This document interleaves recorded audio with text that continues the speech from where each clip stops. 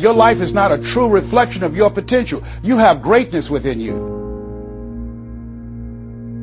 There's more in you right now that's being reflected by your life right now. You have the ability to do more than you can ever begin to imagine. So if you resist change, you're resisting life. If you want an unchanging life, there's one beautiful place where nothing changes, that's your grave. In order for us to begin to break into that level of greatness that we have within ourselves, you have to make a conscious choice every day to expose your mind to positive messages. It's time for you to be the hero in your own journey. Your future is unwritten, and you have the power to change. Work ethic is part of the equation if you're unhappy. If you're trying to get out of something that you're not thrilled about, the extra reps in the gym matter. The extra studying at night matters. And the extra hours working on your thing matter. So when you look at yourself and you look into the future, what do you see?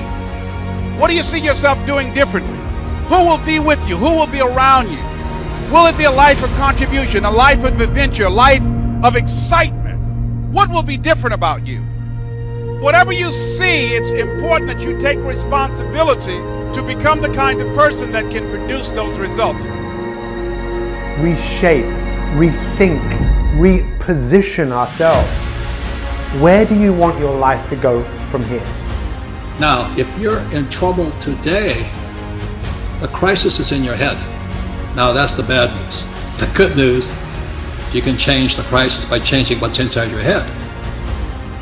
Now, in most cases, what it takes for us to shift and make that move is a crisis, is a trauma, is a diagnosis. And something inside us comes alive that was often dormant. When called to something, we can do great things. I value myself enough to give 120% or don't do it. And that's the problem with some of you. You always want to blame other people. You want to hold other people to the fire, but you're not holding yourself to the fire. You just said you're giving 50%. You owe you an explanation. You owe you an explanation. You need to look at yourself in the mirror and say, why are you only giving 50%? What's wrong with you? You need to put yourself on punishment. You walk out of this room, you owe yourself. I didn't get here making excuses. And there's no question that what is happening in the world right now is going to be very challenging. And my challenge to every single one of you that is watching this is to stop for a moment, rethink, reposition, reshape. What do you want the legacy of your life to be? This is the pivotal point where the world is almost forcing you to change, forcing you to look at life with a fresh pair of eyes. When we look at human beings, we can look at them from many different ways. People are always really into what's right and what's wrong, what's good, what's bad, and to see things from a more holistic point of view. Because it's only when we can step back and look at things with a fresh pair of eyes that we have the power to change. And I don't think there's ever been a more important time for you and I to stop and look at life with a fresh pair of eyes and re-evaluate. Well, we're all made up of the same thing, and we're all made up with the ability to do things. But the thing I want you to really think about is, where is your life going?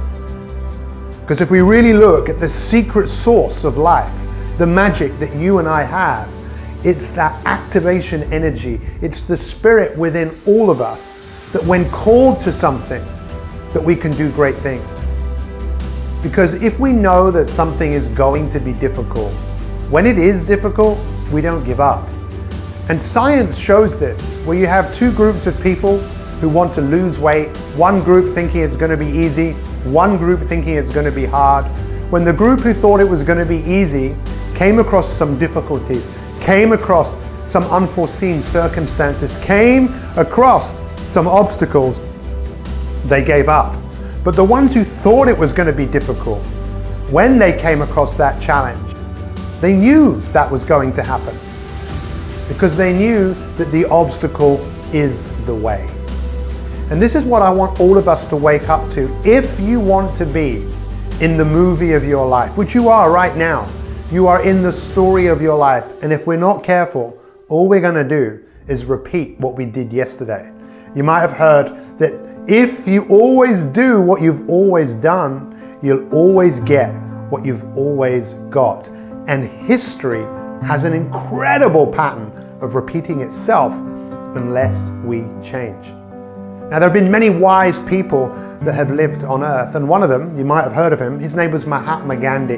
And he said, we should be the change that we wish to see.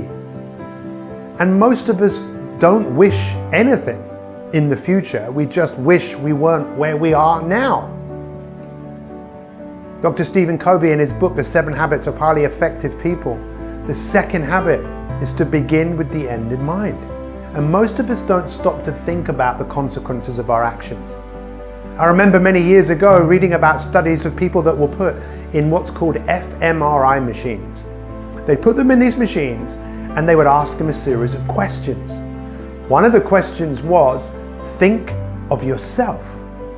And then they'd see a part of the brain that lit up. Then they asked, think of a stranger. And they'd see another part of the brain light up.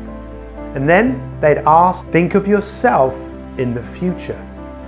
When people were asked to think of themselves in the future, the part of the brain that lit up was the part that was associated with the stranger. It means we do not identify with the person in the future. All we identify with is us now, and what our identity is our past.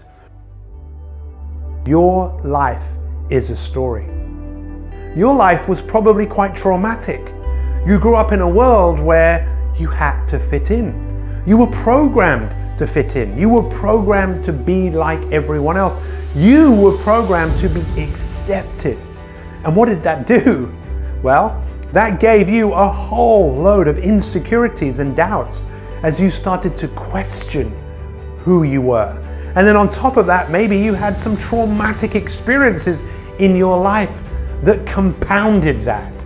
And it was Mark Twain that said, when you find yourself erring on the side of the majority, step back, look at what you're doing and reconsider. We know that people don't change when we tell them what to do. We know that people change when their perspective changes.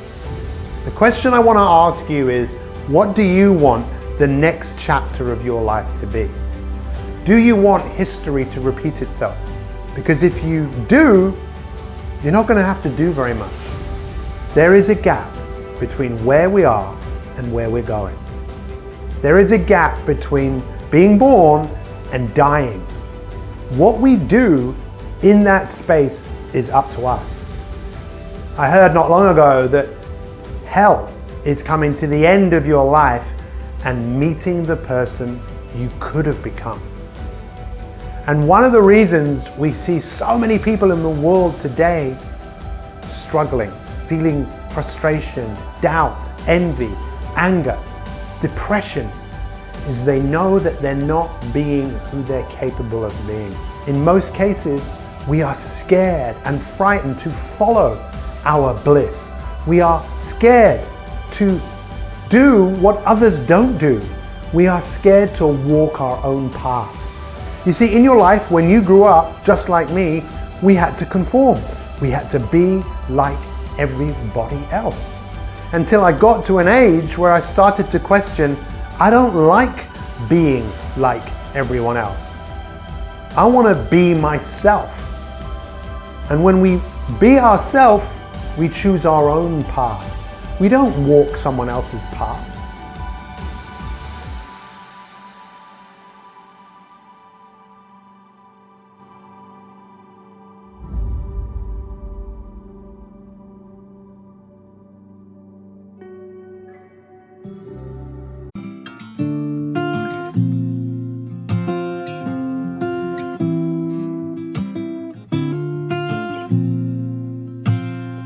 I hear a lot about sinners, don't think that I'll be the same, but I might go down to the river, 'cause the way that the sky opens up